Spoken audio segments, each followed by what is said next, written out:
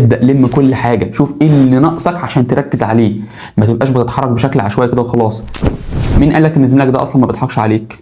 ما تثقش في حد، الفترة الجاية ما فيهاش ثقة في حد، علشان تطلع بالناقص عندك بحيث انك تعمل توازن ما بين الحاجات والاجزاء اللي عندك كلها. انت خايف عشان ايه؟ عشان في ناس ذاكرة احسن منك؟ مين قالك ان هم ذاكروا احسن منك؟ مالك كده؟ خايف ليه؟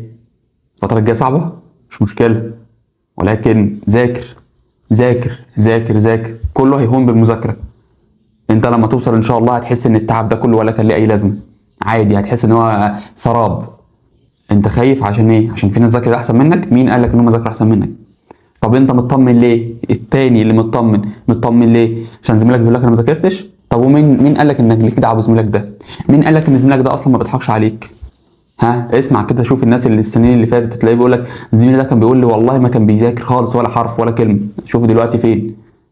ما تثقش في حد، الفتره الجايه ما فيهاش ثقه في حد. اي حد مهما كان، بيبقوا اتنين اخوات وواحد بيجيب وواحد ما بيجيبش، ممكن عادي لها علاقه بالمذاكره، عادي. انا مش بقول لك عشان حاجه، بس انا بقول لك يعني ما تثقش في حد. محدش يقول لك انا ما بذاكرش، محدش يقول لك انا بذاكر فانت هنا تزعل هنا تزعل، لا.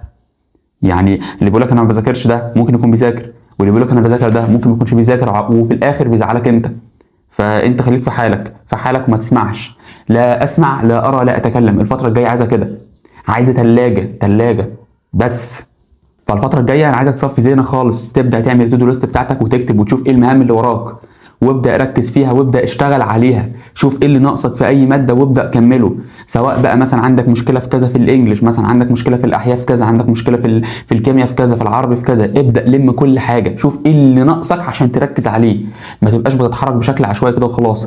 الحاجه اللي ناقصاك هتزودها مجهود اكتر، طب الحاجه اللي انت مظبطها اكيد مش هتاخد نفس المجهود، هتقلل المجهود بتاعها علشان تطلع بالناقص عندك بحيث انك تعمل توازن ما بين الحاجات والاجزاء اللي عندك كلها. يبقى انت في كله ماشي حلو بنفس الريتم بنفس المستوى ان شاء الله، وربنا يكرمك. ما تخافش وانا معاك وبدعمك، تمام؟ ركز كده الفتره الجايه ان شاء الله ان شاء الله ان شاء الله، في اخر السنه هتلاقي ربنا بيكرمك وكل التعب اللي انت فيه دلوقتي هيهون. ركز ركز ركز.